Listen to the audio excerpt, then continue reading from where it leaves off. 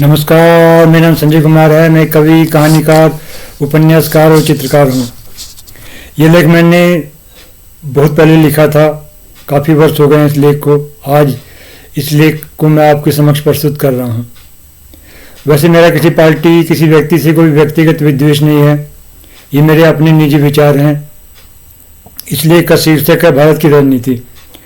लोग लोकतंत्र में पार्टी को बनाते भी हैं और बिगाड़ते भी हैं। कांग्रेस ने देश पर लंबे समय तक राज किया था। कांग्रेस ने अपने लंबे शासन में बहुत कम अच्छे काम किए थे। कांग्रेस ने ज़्यादातर ऐसे काम किए जिससे देश को बहुत भयंकर नुकसान हुआ था। देश को विभाजित करने में कांग्रेस पार्टी की बहुत बड़ी भूमिका निभाई थी। मोहम्मद अली जिन्ना ने जब कहा था या तो सिविल वार या फिर देश विभाजन, तो कांग्रेस को मोहम्मद अली जिन्ना और मुस्लिम लीग को कुचल देना चाहिए था।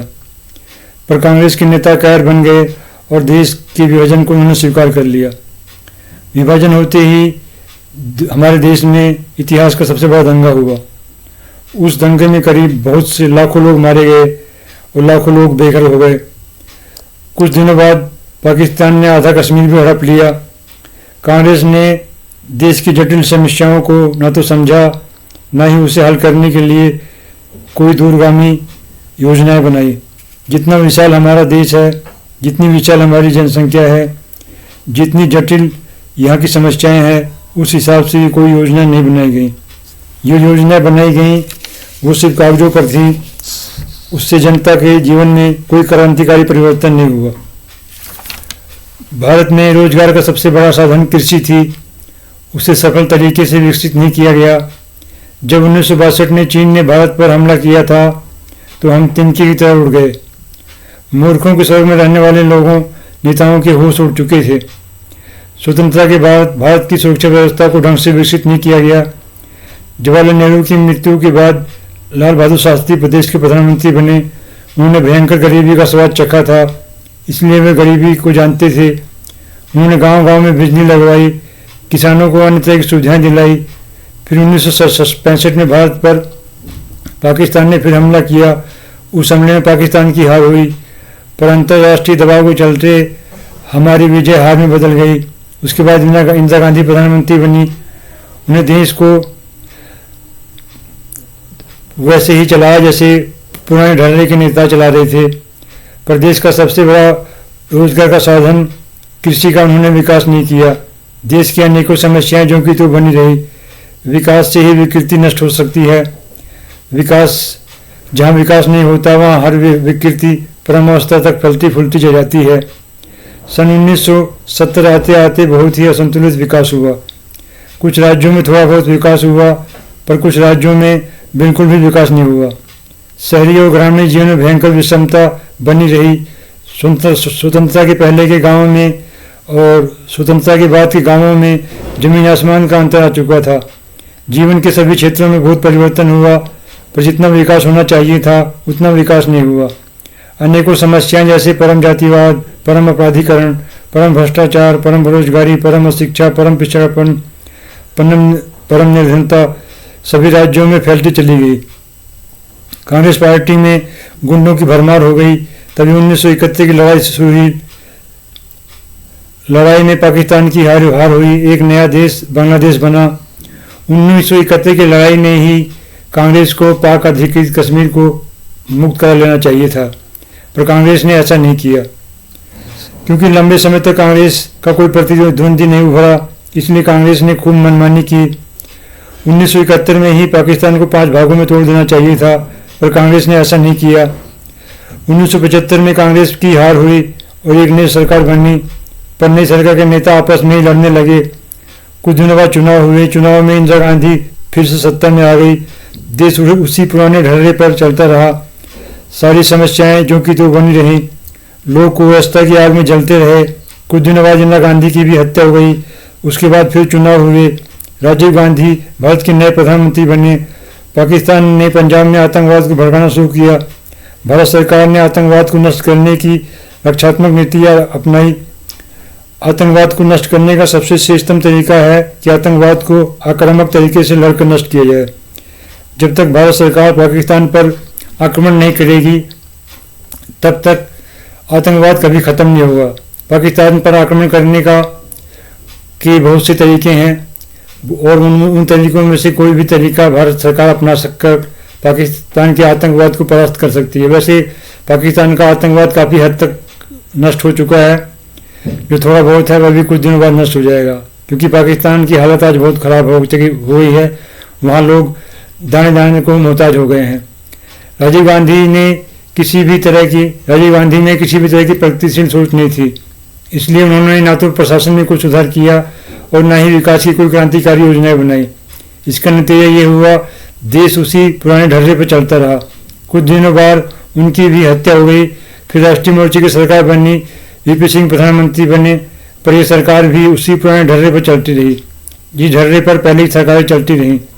क्योंकि हमारे देश की समस्याएं अन्य पाश्चात्य देशों की समस्याओं से भिन्न है, इसलिए यहाँ पर ऐसी योजनाएं बनानी चाहिए जो इस देश की परिस्थिति के अनुकूल हो। हमारा देश कृषि प्रधान है। हमारे देश में रोजगार का सबसे बड़ा साधन कृषि है और कृषि में ही सबसे ज़्यादा रोजगार निर्मित किए जा सकते हैं। हमारे यहाँ भूमि की कोई कमी नहीं है। सरकार को भूमिहीनों को भूमि देनी चाहिए। ये योजना अभी भी बहुत अच्छी तरह से सफल हो सकती है और गरीबी को दूर करने के लिए बहुत ही श्रेष्ठ योजना हो सकती है। सरकार ने कृषि का आधुनिकीकरण नहीं करना चाहिए। प्रशासन को भ्रष्टाचार मुक्त और पारदर्शी बनाना चाहिए।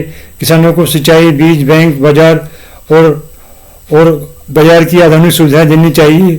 लेकिन किसी भी सरकार ने किसी की समस्याओं को व्यवहारिक तरीके से नहीं समझा। मैंने गाँवों को अपनी आंखों से देखा है। गाँवों को हम विश्व का सबसे बड़ा नरक कर सकते थे। ये सब परिस्थितियाँ और घटनाएं 2014 से पहले की हैं। 2014 से पहले गाँवों में हर विकृति परम अवस्था में थी। गाँवों की दुर्दशा के लिए लोग और नेता दोनों ही जिम्मेवार हैं। कुछ दिनों बाद राम मंदिर आंदोलन शुरू हुआ। इस आंदोलन ने लोगों में एक नवीन चेतना का संचार किया। फिर राष्ट्रीय मोर्चे में फूट पड़ गई। चुनाव हुए। चुनाव के बाद नरसिंह राव देश के प्रधानमंत्री बने। उन्होंने देश को 5 साल तक जैसे तैसे चलाया। कोई भी क्रांतिकारी परिवर्तन देश में नहीं हुआ। लोग भ्रष्टाचार और शोषण में पिसते रहे। धीरे धीरे कांग्रेस कमजोर होती चली गई। भाजपा और क्षेत्रीय पार्टियों की ताकत बढ़ती चली गई। कुछ दिनों बाद चुनाव में भाजपा और उसके सहयोगी पार्टियों की सरकार बनी, पर यह सरकार सिर्फ 13 दिन तक चली। फिर दोबारा चुनाव हुए। दोबारा चुनाव में भाजपा ने किसी तरह जोड़ तोड़ करके अपनी सरकार बना ली। भाजपा ने कुछ कार्य तो बहुत ही साहसपूर्ण किए, पर कुछ काम वैसे ही किए जैसे कि अन्य सरकारें भूतकाल में करती रही थी। भाजपा के पास दूरगामी आर्थिक विचारधारा नहीं थी, इसीलिए भाजपा ने बिना सोचे समझे निजीकरण किया था। भाजपा ने प्रशासन में कोई सुधार नहीं किया, इसीलिए भ्रष्टाचार जो का तो बना रहा। भाजपा के पास कोई भी व्यवहारिक कृषि नीति नहीं थी, इसीलिए भाजपा ने कृषि को क्रांतिकारी ढंग से विकसित नहीं किया। भाजपा ने बहुत सी योजनाएं बनाई, पर क्योंकि हमारा प्रशासन परम भ्रष्ट था, इसलिए इस परम भ्रष्ट प्रशासन के माध्यम से कोई भी योजना सफल नहीं हो सकती थी। भाजपा ने कृषि के विकास के लिए जो योजनाएं बनाई थी, वो योजनाएं तब बनाई जब उनकी सरकार का कार्यकाल खत्म होने वाला था। क्योंकि हमारा प्रशासन किसी भी तरह की योजना को सफल नहीं होने देगा, इसलिए कोई भी सरकार कितनी भी जन कल्याण की योजना बना ले, वह योजना सफल ही नहीं हो सकती थी। ये सब घटनाएं और परिस्थितियां 2014 से पहले की हैं। इस व्यवस्था में को बदलने के लिए हमें और सरकार को क्रांतिकारी परिवर्तन करना पड़ेगा। इस तरह भाजपा कृषि, उद्योग, शिक्षा, जनता की सुरक्षा, रोजगार, जातिवाद, निर्धनता, पिछड़ापन, भ्रष्टाचार, आतंकवाद आदि समस्याओं को हल करने में विफल हो गई। ये सब घटनाएं और परिस्थितियां 2014 से पहले की हैं। जब चुनाव हुआ तो भाजपा हार गई। भाजपा ने जो राम मंदिर का आंदोलन चलाया था, वह आंदोलन जनता के जीवन में क्रांतिकारी परिवर्तन नहीं ला पाया। राम मंदिर आंदोलन परम जातिवाद और परम भ्रष्टाचार की अग्नि में जलकर भस्म हो गया था। भाजपा ने आतंकवाद से लड़ने का बहुत ही हास्यास्पद तरीका अपनाया था। संसद पर जब हमला हुआ, पर इसके बाद भी भाजपा ने पाकिस्तान पर आक्रमण नहीं किया। एक मामूली सा देश पिछले 50 सालों में भारत में तबाही मचाए हुए था। और हम सिर्फ बेहद काराना तरीके से शांति वार्ता ही किए जा रहे थे। अब श्रीमान मनमोहन सिंह की सरकार चल रही है। ये लेख मैंने तब लिखा था जब मनमोहन सिंह की सरकार हमारे देश में थी, क्योंकि सरकार ने भी प्रशासन में कोई परिवर्तन नहीं किया था।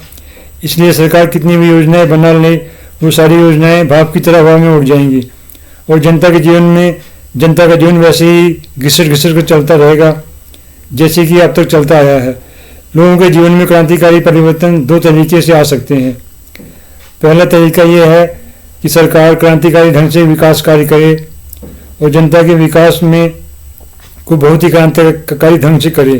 दूसरा तरीका यह है जनता खुद अपना विकास करे। दोनों ही तरीके भारत में आजमाए जा सकते हैं। अगर आपको मेरा ये वीडियो पसंद आया हो, कृपया मेरे चैनल को सब्सक्राइब कर लें। आपका बहुत बहुत धन्यवाद। नमस्कार। वंदे मातरम। भारत माता की जय।